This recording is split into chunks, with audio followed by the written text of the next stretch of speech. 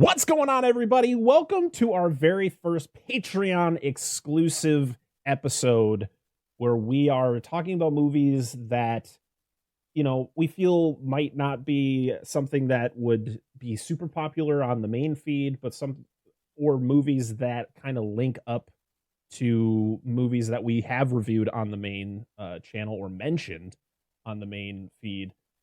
Today, for our very first episode, we don't have a name for this show. It's just kind of, hey, connective tissue. There it is. That's just one I threw out there.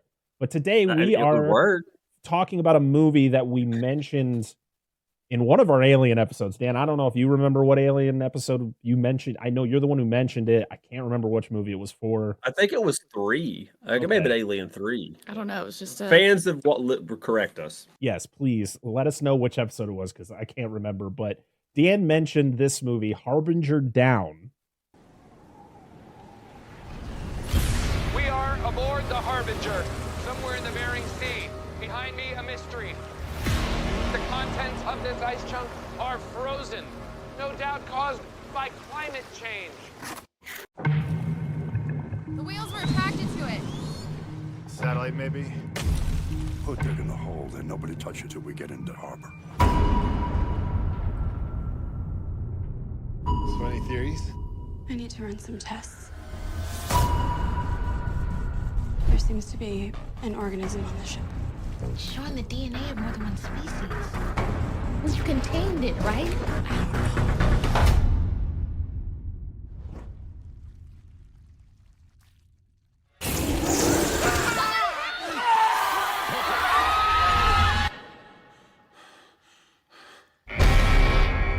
All hands, front and center. We gotta get this ship out of here. He's infected. Thrown that thing back! The liquid nitrogen is all we got as a weapon. We're gonna need a bigger bucket.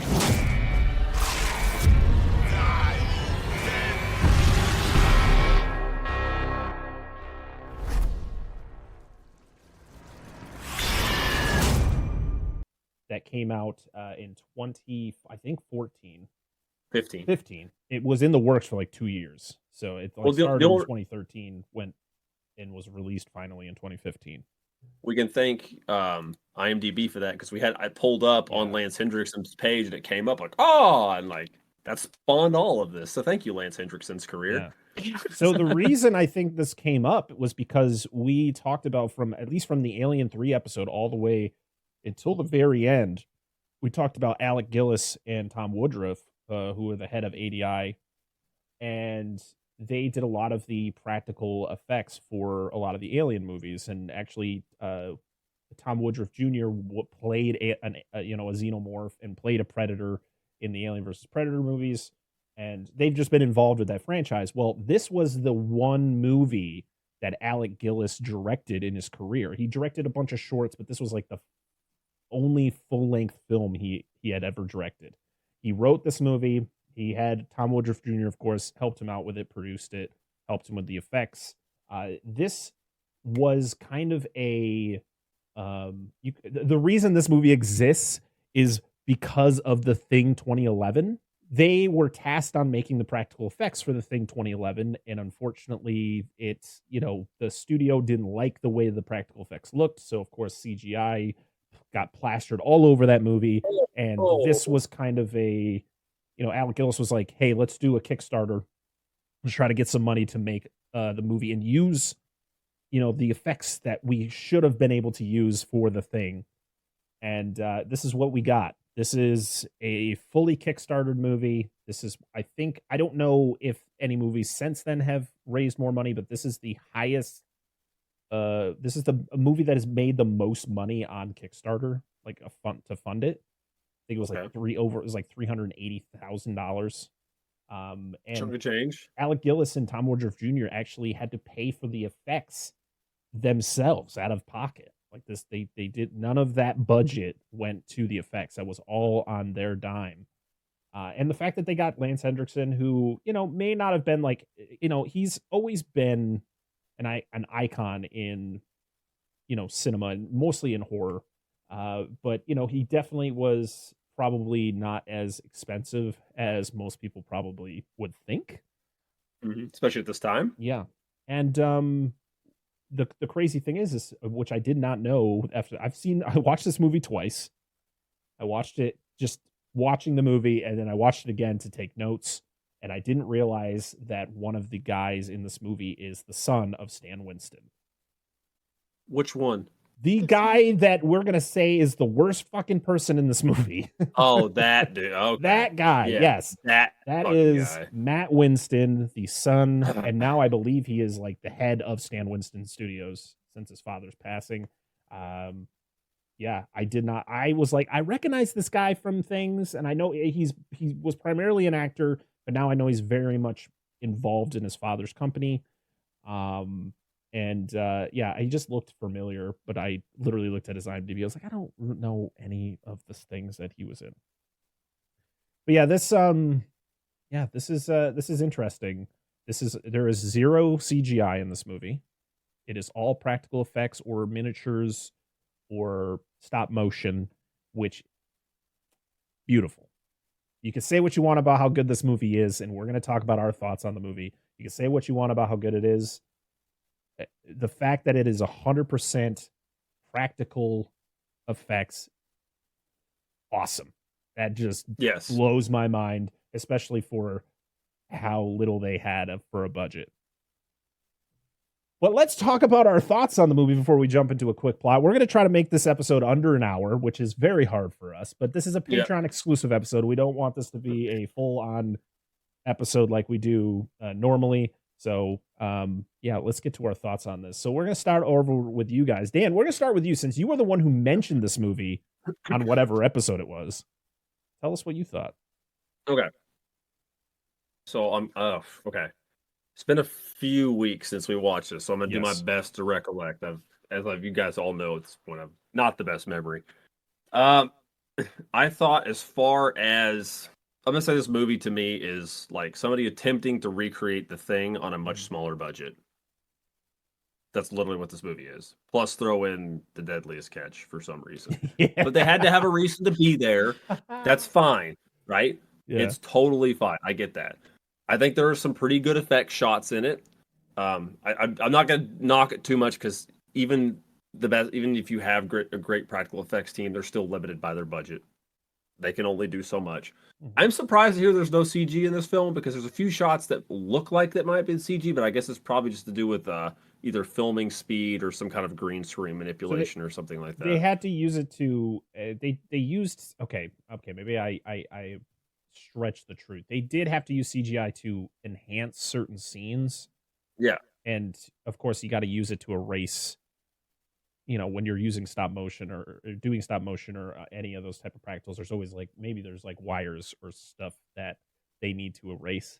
So they would, of course you have to use, CGI to get rid of that.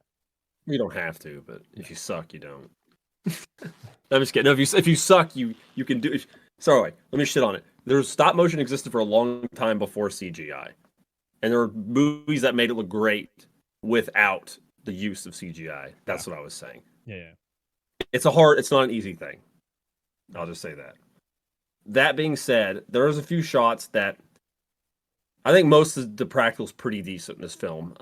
There's a few dodgy shots in my opinion. There's one scene at the very, very end I like. Won't get into that till we get there. And other than that, I just thought it was all right. Like, I was literally in it for the monster and Lance Hendrickson. Like, all these characters, none of them really did anything for me. Most of them were pretty boring, which is to be expected. I wasn't expecting this thing to be like, oh shit. But some of the lighting was cool. Some of the shots were cool. I do like the setting on the boat. Oh yeah, I thought that was pretty neat. But it's just someone else's interpretation of the thing. That's all it is. Angela. I agree.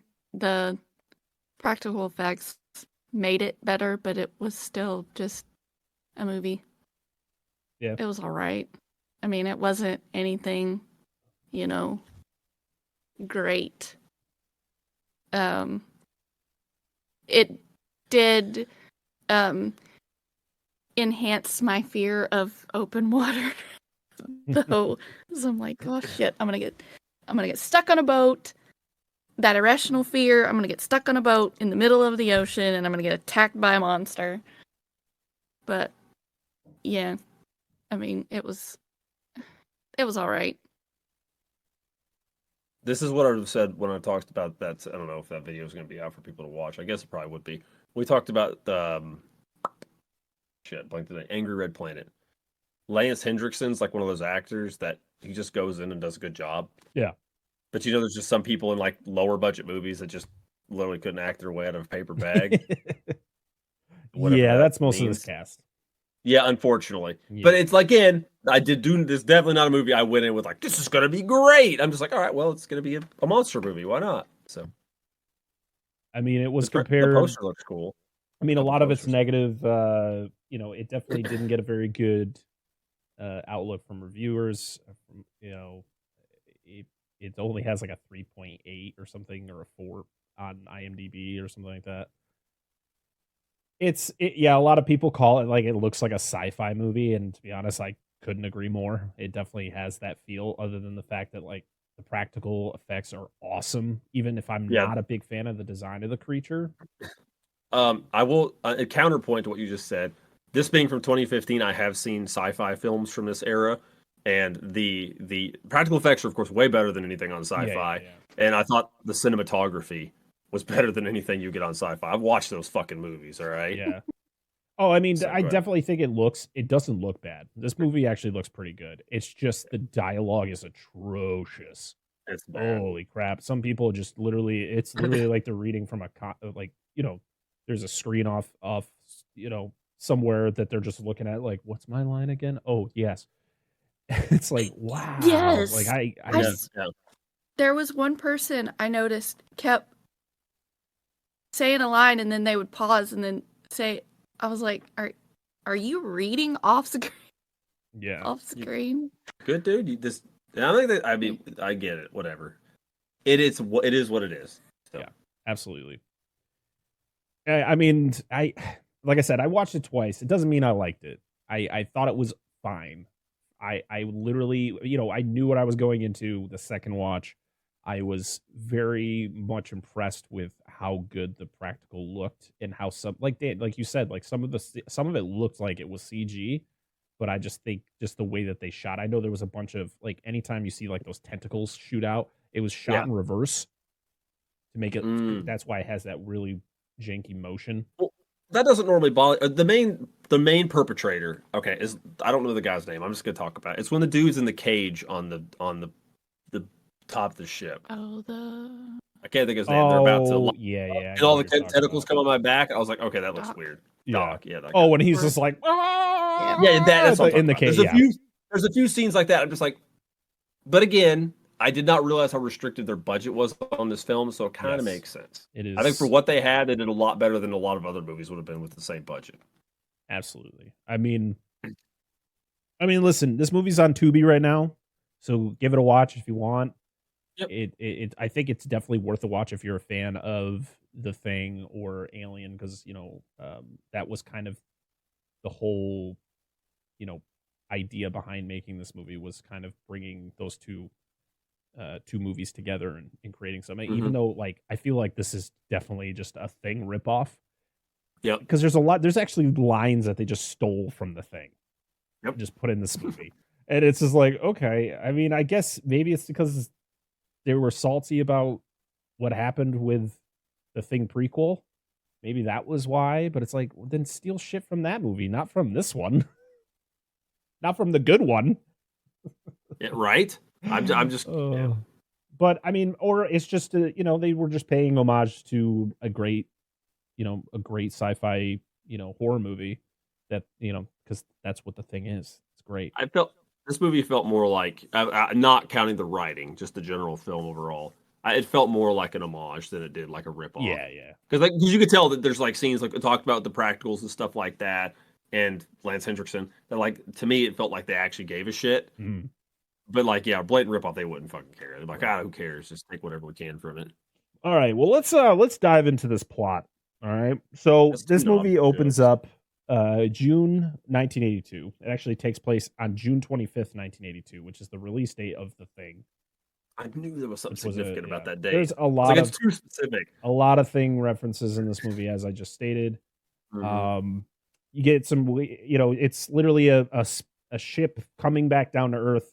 It's the dude inside's getting attacked by something. It looks very weird, and it crashes into somewhere. A cosmonaut. Yes, a cosmonaut, because he's Russian. Yeah. Yeah. Well, Soviet at the time. Yes. Puskies. The next scene is like 20 years later or something like that. It's some really jarring cam footage where I'm like, I thought this movie was going to be completely different. I thought this was like some family vacation, like where it's like, hey, maybe you should help me hold the camera. Like, what is happening right now? This is already not a fan of the guy. Dude, let me backpedal a minute, because the opening shot was like, oh, cool. And then when it got past the opening shot to this like shot on Shitio stuff. Yeah. And I seriously was like, please tell me the movie's not shot this way. Because later when they get on the boat, done this. No, if it was later when it was on the boat, it looked fine. But when they were doing this earlier, it was like, God, this looks. I mean, not even just the fact of like the amateur quote unquote, like it's supposed to be like people who don't know how to use a camera. Even just it just looked bad. Yeah, like just in general. They reach the Harbinger, which is our set piece for this movie, which is a Alaskan crab, boat. And you get the really like intense music as it like zooms into Harbinger, and then it's like Harbinger down. Yeah, and it's like, oh shit, there's her name. we go on the ship. We meet the crew. We got Rick, who is possibly one of. I don't want to like totally burn this guy, but he's probably the worst actor in this movie. His lines are so just wooden, and he's the guy who was looking at the teleprompter off the screen, like, "What's my line again?" Oh yeah. And then his and the freaking girl's relationship, Sadie. Where did that come from? What the hell? This dude's just being a creep ass, and she's just like, "Man, it's fine, whatever." Well, what about him and then what about what's his name? Sven? That's the guy. Close enough. No, that's the girl. The big dude. I just called him big guy. The big guy and her, like, sorry. It was supposed to be like the let's brawl sexual analogy thing. I was like, what is this? I was like, what is going on? These relationships were just forced for no reason. No, I think Sergey is the dude they keep in the basement. Yeah, that's the dead cosmonaut. I can't remember names. Oh, is it? I thought it was the dude they kept in the basement. I'm sorry. The mechanic they keep in like right. The engine room. Yeah. To be honest, I literally wrote Rick, Doc, Svetlana, and Big Guy. That's the crew we mostly see. And then we meet Sadie, Steve, and Renell, who are they're scientists. They are studying whales. And like I said, Rick is he's so awkward. His line delivery is weird. And he just has this weird infatuation with, like, it's no joke. I'm going to try to find some clips to insert into this episode because some of them are just so funny. It's literally like Sadie's like, hey, Rick, do you remember me? And it's no joke. 5 seconds of him just staring like he couldn't remember his line. And they're just like, okay, I guess we'll just move on. You get Rick. Like the best one we got today. The person's giving him the line and he's just like, what do I do now? Can you tell me again? No, I didn't hear you. Can you tell me again? Like, it's just so weird, so awkward. You also find out that Sadie is the captain's granddaughter. The captain played by Lance Hendrickson. His name is Graf, I think. Mm-hmm. Giraffe. So the cool thing is, like you said, it's a fictional version of Deadliest Catch because they're going out of Dutch Harbor, which is the harbor that all the guys from Deadliest Catch come out of, and it's just. I mean, that's about it, guys. That's about it when it comes to anything crab fishing. They fish for about 2 seconds, and then their boat just stops in the Bering Sea. Nope. That's not how that works. Because they find the thing. Because they're trying to track. And they're like stuck in whales. ice too, right? Yeah. Yeah, they're trying to find beluga whales. Yeah, and then she finds the bloop, bloop. Oh boy. Bloop, bloop. We'll get to that in a second. Let's go touch that. How about let's not? It is not a science. No, it's a very angry, fluffy dog. Let's not pet it. Let's go the opposite direction. It's a fluffy dog. Huh? What? What movie was I? Just kidding. Go ahead. I'm just messing with you. Go ahead. So yeah, we get the whole introduction. Everybody introduces themselves. You have Steve, who is just he's just awful. He's the worst character in this movie. He's shit, dude. Yeah, and we meet Doc, who is, he's got to be the way he talks and the way he acts is like, why are you here? Why are you? You don't belong in this movie because just the way you're acting, and it's just like they're like, like, bro, you're on a crab fishing boat. Like, what? Why are you acting like this? Then of course he has to clarify that his name's not Doc because he's a doctor. It's just they found him under a dock, and I was like, oh, cool story, bro. Okay, yeah, sure. Okay, who's they? Who found him? Right. So yeah, then we figure out what they're doing. They get all this fancy equipment to try to find these whales, and they go to sleep. And Sadie wakes up because she starts getting signals that there's whales around the boat. And this is laughable. They get out she gets out there with a pole, and they're fishing. Okay, they are catching crab. Now, if you've ever watched Deadliest Catch, when a crab boat is catching crab, they're not staying still. They are going through the pots. Yeah, because they have them all lined up in a row. They got to hit them and go. Like, so she is then standing at the edge of the ship and sticking this pole in like they're standing still. And the ice also, there's ice on the top that you can see when she puts it underwater, and you see the really good whales that swim by. And the ice doesn't Jaws move. 3 homage? This looked definitely better than Jaws 3, and I will give it that. I mean, listen, yay! I don't want to I don't want to bring this movie down too much for the fact that this movie was made for close to nothing. And I swear to God, they just rounded up a bunch of actors who did commercials, and we're just like, you want to be in a movie? We got Lance Hendrickson. They're like, I don't know who that is, but sure. We love you, Lance. No, you're right. I remember seeing the whales. It's like, that's interesting. It was interesting. They weren't terrible, but it was like, okay. But it was more the fact that there was ice and the ice wasn't moving. It just stayed still. I'm like, it was keeping up. And she wasn't and if she's sticking a pole in water, and the boat's supposed to be moving, she'd be fighting that pole. All right. She's not just like, bloop, bloop. No, you need some arm. You need some strength to hold it. Get the big guy. So they then find, the whales are all circling this thing because she sees a blinking red light, and they find, they take out this big chunk of ice, and inside is a crashed ship or a crashed spacecraft, and they, crack it open, and there's a dude in there. And of course, there's another line taken from the thing where it's like, is that a man in there or something?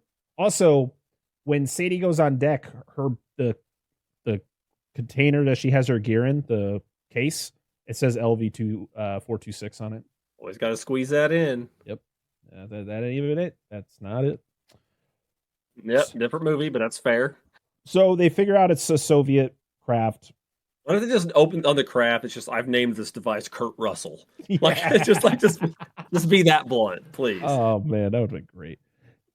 The captain tells Steve off because, of course, they want to get rid of it, but Steve's like, no, we found it, so it's ours. That's just how it works. And because they're trying to turn it in for international salvage. It's like, hey, this belongs. He's like, we need to tell we need to tell Russia, that we found this thing. And he's like, no, the university found it, so it's mine. And it's like, well, actually, it's hers because she's the one who found it, not you. And this is when squirrel's mustache.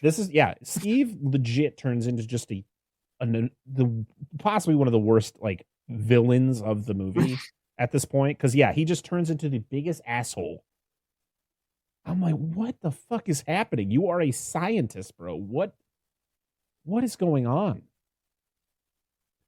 So they says Doc is fucked with after Kraft is brought to the they fuck with him down in the hold when they bring the craft down there. I'm looking at these notes that I took a week ago, and I'm like, what am I saying in this scene? Hey, that's a whole different scene there. Because they use that's when they're down there and they're trying to freeze the crab. Right. Because they got to take the vessel back, and they pop that.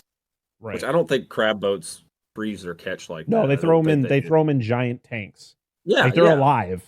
Yeah, because they have to be alive when they get to Dutch when they unload them. Yeah, well, they didn't do enough research beforehand. I know, that's what I was saying. I was confused. Also, the inside of this ship, this is possibly one of the largest crab boats I've ever seen. And I've seen some pretty big ones because even inside of this boat is fucking huge. I'm like, there's no way that the outside is just like, holy shit. So we then get, Steve is just out of control. He's being a little bitch. Yeah, he's whining and crying because Sadie's not giving him control of the craft. We also said it's my turn to get on the Xbox. Yeah, I got it. Graft is trying to call Dutch Harbor. He can't get a hold of them. The storm's making interference. Yeah, you get Rick's not attempts, because she seems to be in on this flirting that Rick is giving to Sadie. She's all about it. She's not turning him down. She's kind of like, it's like, did they have a relationship before and we just didn't get that established enough? Like, no, what is going on? You get a little bit, obviously, you talked earlier about that they know each other, but like, to what extent? What is happening, though? I'm so confused. It's so unnecessary. He's like, if I get you in that space shuttle, you're going to let me up in between them cheeks? And she's like, oh, you. So, oh, man. So, of course, Svet is Russian, so they're like, hey, we need her to go try to translate the stuff on the ship. And so they're like, they have to distract Steve so he doesn't join them. And so that whole thing was weird. It was like him trying to give like therapy advice to the big guy. And what has this guy been in? He must always just play like a giant brute in movies that he plays in. Like, I just don't know if he's. Can they just not? Like, could it be like, hey guys, we need you to run a distraction for, Steven or whatever. Yeah. And like that they just cut and don't even do that scene. Yeah. It's not funny. No. Just let it go.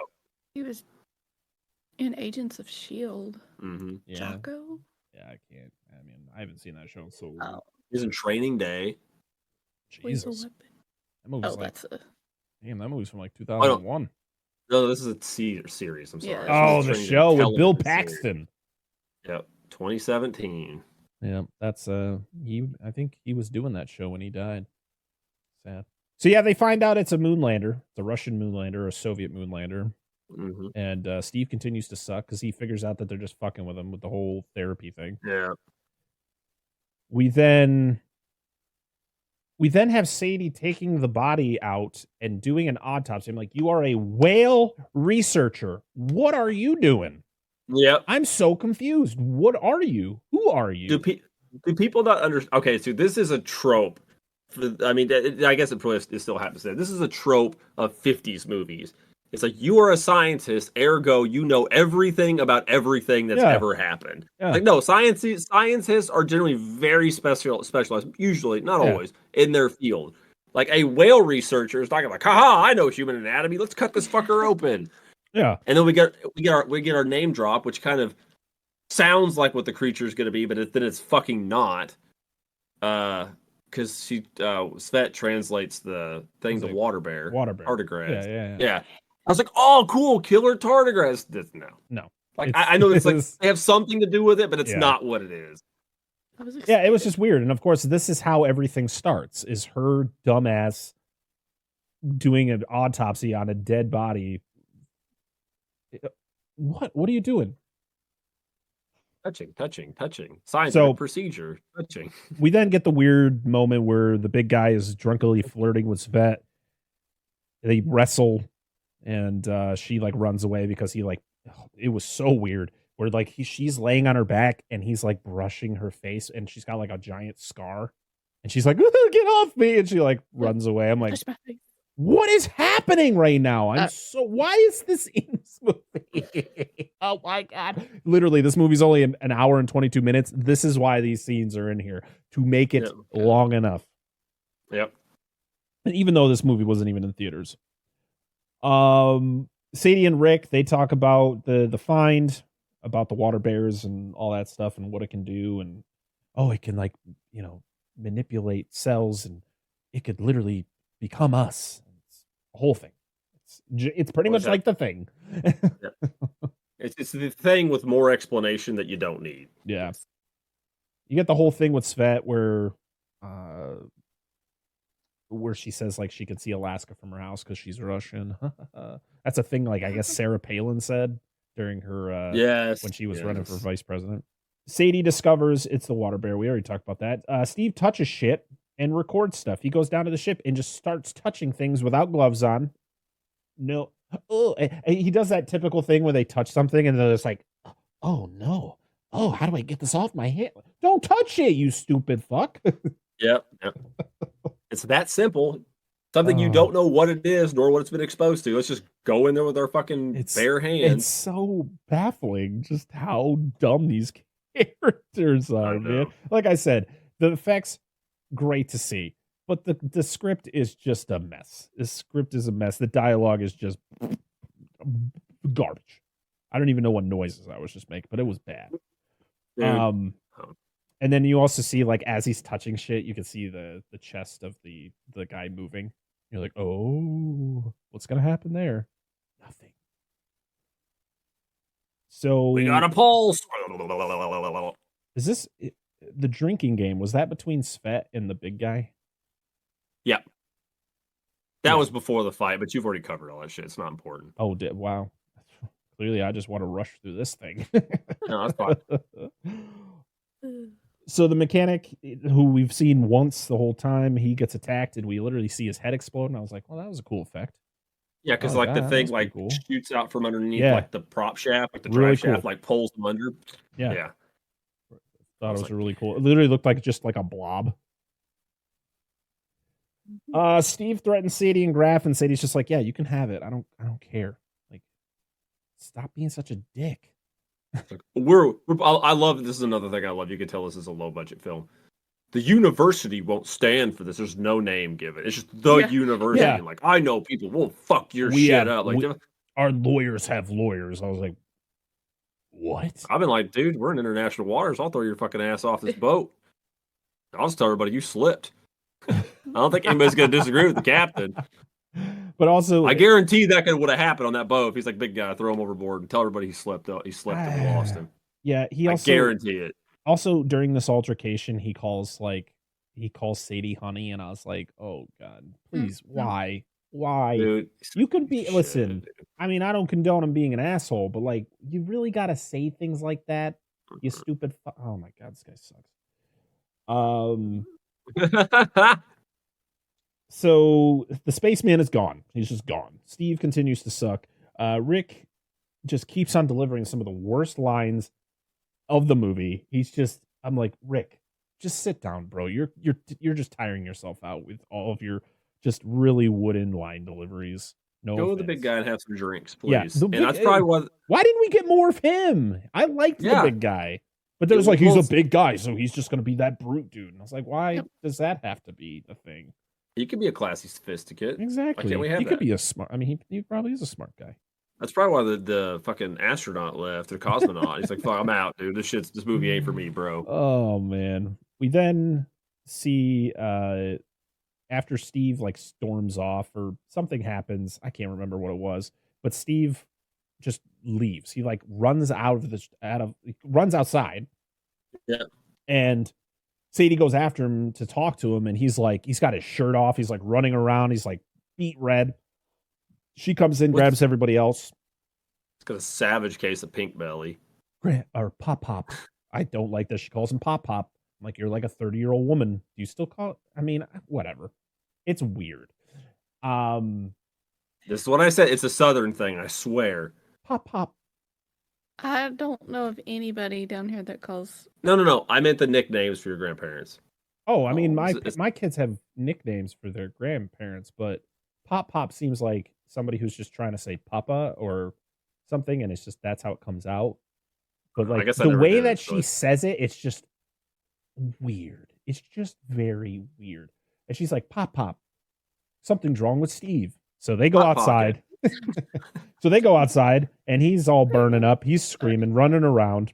We get this really jarring 360 shot that goes on for way too long. He's like, I'm getting chilled. Dude, you're probably red because you're out in the fucking cold with no shirt. No, I know that's not why, but. And and then they get him back inside the boat, and he these freaking things just sprout out of his back, and it's just spraying jizz everywhere. It's just coming all over the room into fucking Doc's mouth, bro. He just just fucking squirts that shit. And the funniest thing is, it happens. Svet sees it happen. She's like, "You'll fuck, boy." With her eyes, she just tells him that, and then they go back to him, and there's nothing on him. Yeah, it's perfectly fine. So clean, dude. It is the weirdest bukkake scene I've ever seen in my life, because it's usually they hit with the splooge and it lingers, but it's nope, it's gone. God, it's just clean. It's so funny. And then of course, because it's this alien, shit, it literally retracts and then forces itself down the drain. Speaking of, hold on, I gotta say this real quick. Yeah. So when the little tentacle things start, applying lotion to the walls, those garden sprinklers or whatever you could get that were just the single thing that spins, and that's what I was thinking the whole time. 100%. That's what it was. It's so funny. High quality animal lubricant. So everybody's been exposed. Oh no! So everybody has a possibility of turning into what Steve just turned into. Oh, by the way, the whole thing with Doc could have been conveyed so much more convincingly. So bad. as much fucking batter he took in the mouth, dude, he could have at least reacted more, because it's just that and then cuts. They zoom in to him literally open mouth getting that shit. Yeah, just he was literally enjoying it. Shot in his mouth. He's like, open up. I can imagine that stage thing. It's just the dude. The funny thing was, his reaction just wasn't what I would expect for someone. Exactly. He just got that much shit just thrown in his mouth. It was literally I'm fine. Nothing happened. Yep. You're like, pretty much. It's it happens every day. Whoa. You had to pay for that time underneath the dock, I suppose. Oh, Lord. So they study the sample. They see that it can manipulate cells and do all that stuff as we talked about before. Because it's jizz. Yeah. The captain and Apka. We haven't mentioned him, but he's Who? He's one of the side. He's the. I think he's I don't know. He's probably from Alaska. He's one of a native Alaskan. Oh yeah. He's one of the indigenous folk. Yes. From Alaska. Yes, him. So he's a smart one. Dude. Yeah, he's fucking smart. But they go down to check the engine, and they run into the creature, and the creature eats Atka. Just eats him. Fucks him, dude. Oh, destroys him. And they walk down there, and this thing is full blown. This thing just and the spaceman is hanging there. Yeah, it's just hanging there like that. And I was like, this scene is actually the way it's lit. I'm like, this is a cool scene. This is scary. Yes. And then Atka just gets fucking destroyed. And Lance, then I've seen this show before. That's when the captain, he comes out and he's just like, we're gonna need a bigger buck. And I was like, you did a Jaws line, but you changed the word. They find the creature eating, and they kill it in quotations. We see that Doc is leg sticking out. Yeah, Doc's not feeling so good. Well, actually, no, they're like, oh my god, Svet's locked Doc up, and Doc's in the cage, like, get me out of here. She's crazy. She's like, he needs to die. He needs to die right now. He's infected. He's like, I don't know what you're talking about. She's like, I saw alien cum in your mouth, gallons of cum. Yep. So much cum. And he's like, I noticed those things. They turned me on. Like, oh, whoa. That's probably why she's like. And she was gonna arousing. Yeah, and that's when you get the worst probably effect of the movie, which is when the things sprout out his back, and they're just they're waving around, and he's just vibrating against the fence, like he's getting electrocuted, but he's dying. And then she sets him on fire. Light this bitch up. Yeah. You then find out that Svet is a Russian consultant. She's not a spy, because that's not what they're called anymore, because they're it's not the Soviet Union anymore, so they're consultants. They observe what the alien creature will do, because they know about it. It's the same shit with a different name. Yeah, exactly. Sadie learns that her grandma died. and that's Okay. her ashes are on the boat. This is my favorite bit of acting from Lance Henriksen. I mean, he's definitely the best actor in this movie. He's definitely this is my favorite performance. This is my favorite acting bit when he's explaining to her like what the whole process of like how she died, and like nobody wanted to know. Like I like that. That's the scene. Like and her, you know, I didn't think she did nothing special in the movie, but I think this is probably her best bit reacting to that because Lance Henriksen's a fucking, you know, long-term actor, has been doing this shit forever, so she had a lot to work with. But that's it. That's the highlight for acting for me. That was like, I mean, there was some scenes where he seemed like he was just like, is this done yet? But most, damn it! Oh yeah, no, you're not wrong. No, but he definitely was the best. I mean, if you are a fan of Lance Henriksen, check this movie out, and I'll tell you again at the end. So she just finally learns her grandma died. I was like, that sucks. Yeah, that she just found out. I mean, and he said that she died like 8 months ago or something like that. Yeah, because he has her ashes, and he's just been holding off spreading them because he wanted to spread them out in the ocean. We then see Renelle, who we haven't talked about much, but she hasn't really done much, but just say like sarcastic, quirky things in in the stereotypical like when you put like give these characters a little bit more to do instead of just like, oh hey, it's a black character, let's have them do things that they do in like those in like Tyler Perry movies. And it's like, no, give them something else to do, give them more depth. Instead she's just the typical if you watch any of those shows or just like it's annoying. It's like, give them more to do.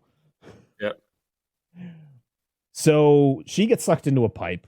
She gets sucked in there like 1990 It miniseries where one of the bullies gets sucked into the pipe. So hers is a little bit more violent. Hey, dude, you know a movie does a better job of sucking people into a pipe? Oh boy, what? Since we're talking about, jizz and pipe sucking, we'll cover it soon. Is Deep Rising does a fucking phenomenal job of somebody. Dude, you don't know, you ain't seen it. Just give me shit. Go ahead. I'm just fucking with you. No, you're good. I'm sorry, Parker. Maybe I watched the kill count on it that just came out. That's true. That's true. I forgot they did that. But yeah, like that's how you should do people sucking in the pipe, not fucking Looney Tunes that shit. Like, let's allow you shrink them down. It's so funny though. She just literally gets yoinked into this pipe and she's gone. I don't think she really even screams, does she? She's just gone. No, she's just gone. She's like, oh, okay, I guess that's the easiest way to get rid of this character. Svet then gets it. This was a cool scene though. It kind of freaked me out. Is when she gets attacked by the legs. It's just legs. Yeah, and they like run after her, and I was like, and she's like, fuck. She's like trying to avoid it. I'd fucking run. Like, dude, shit! It was scary. On top part of that guy. But yeah, and then I mean, everything that happens to she gets the worst of it when she gets attacked and she gets like sucked into the freaking vents, and then like you can see it like consuming her, and then the creature that she turns into, where it's like the creature, but like using her like body as like a shield. So like it's just her. I kind of looks like Krampus. You know how his mouth doesn't move. And that's kind of like what she looked like. All practical, by the way. Like we stated, this movie is entirely practical, which is awesome. Look at the behind the scenes of this movie. I'll probably post a picture of the Svet monster right here. It's freaking cool. It's probably my favorite design of the movie. So they have to go find some bombs because I guess Svet set a bunch of bombs around the ship. They got to go, like, Sadie's got to go down to where the crab are held because the crab are all gone because the monster ate it. And she's got to go down bigger, there. The more biomass it takes in. Yeah, they got to go down and find all the bombs. She's got to do that. That's a whole thing that we don't really need to go too in depth on. They find them all.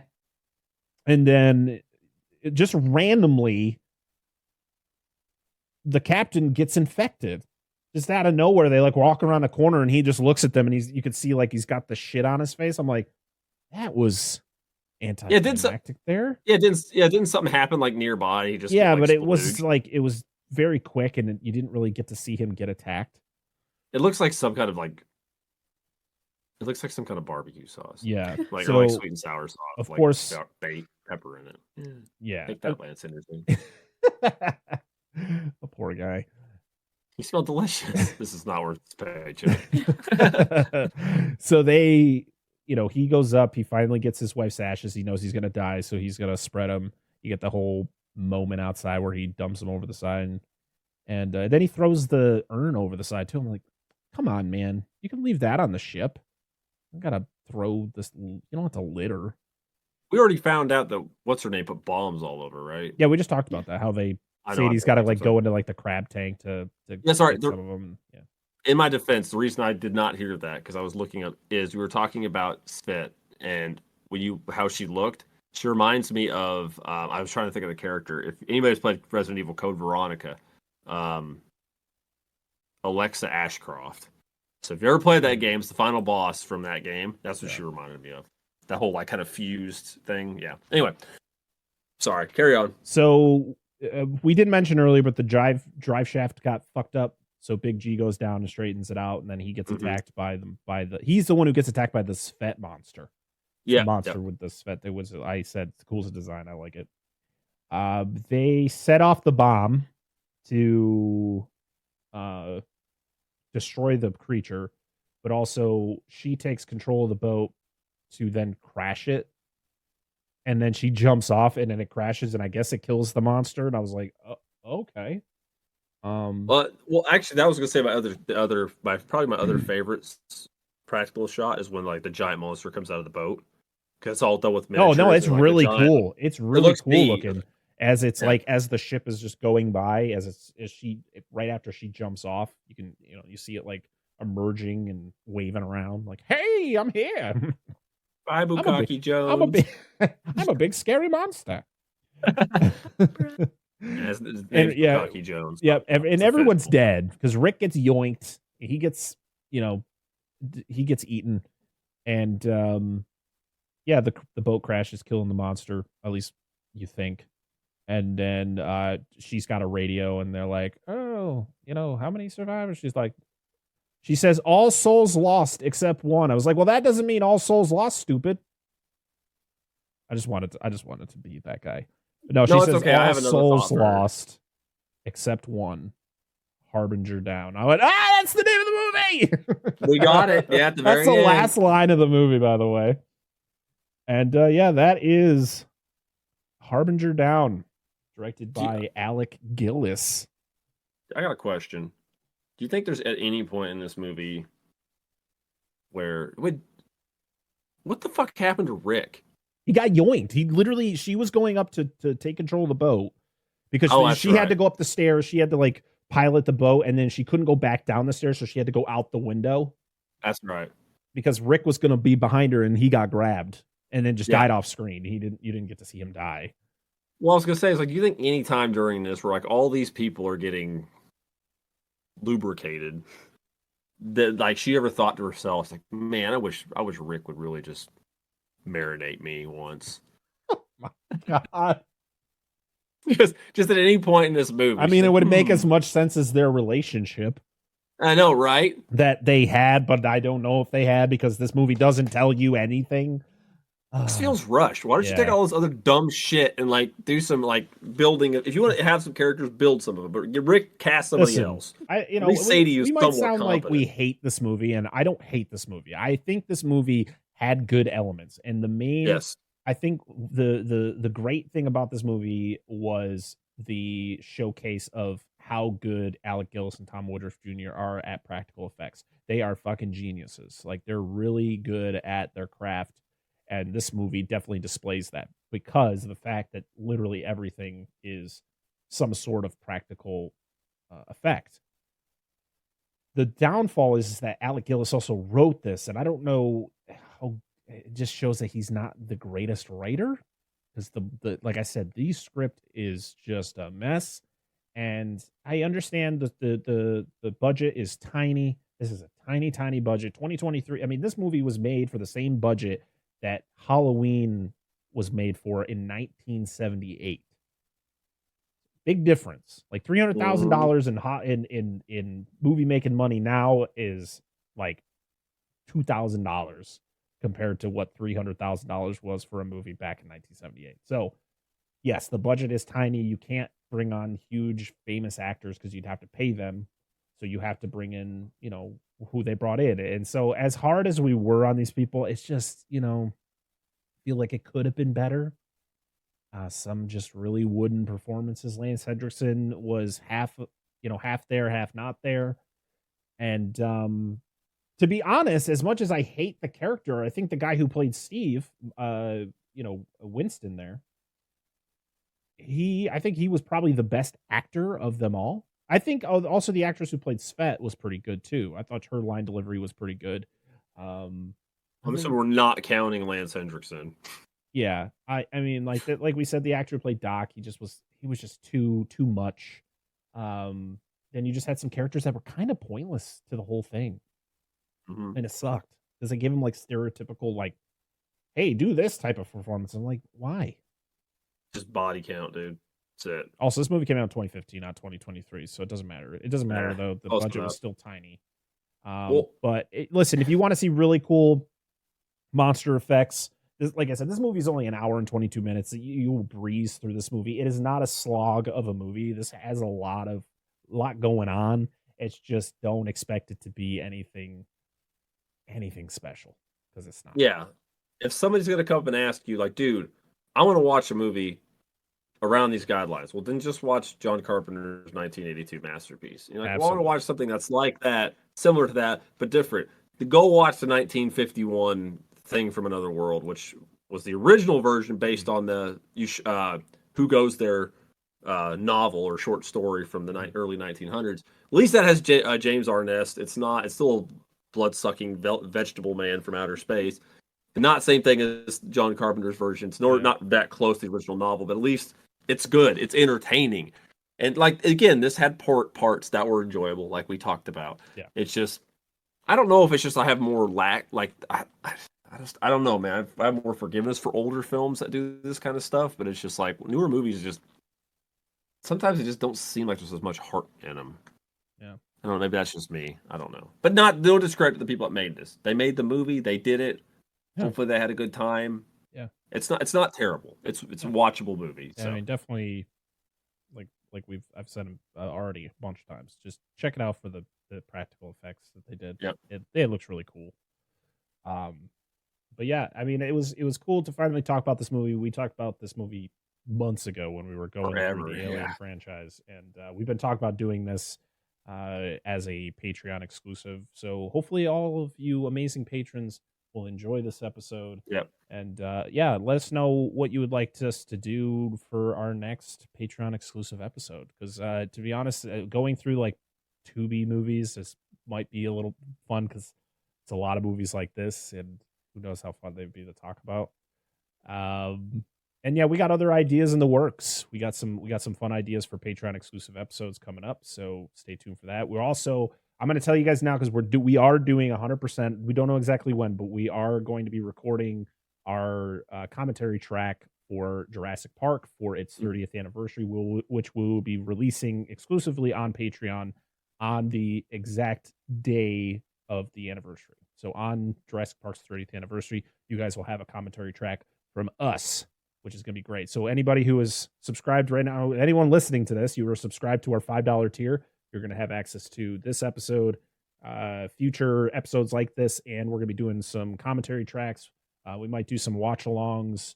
I'm thinking about possibly doing some editing. Maybe I'm going to start going back into doing some editing streams if I have time to. We got some things in the works. Just stay tuned, and thank you all for the support that you share. And until next time, everybody, I am Brent Parker. That is Dan and Angela of DNA Gaming, and this has been whatever this show is, a Patreon exclusive. We'll see y'all again next time. Bye-bye!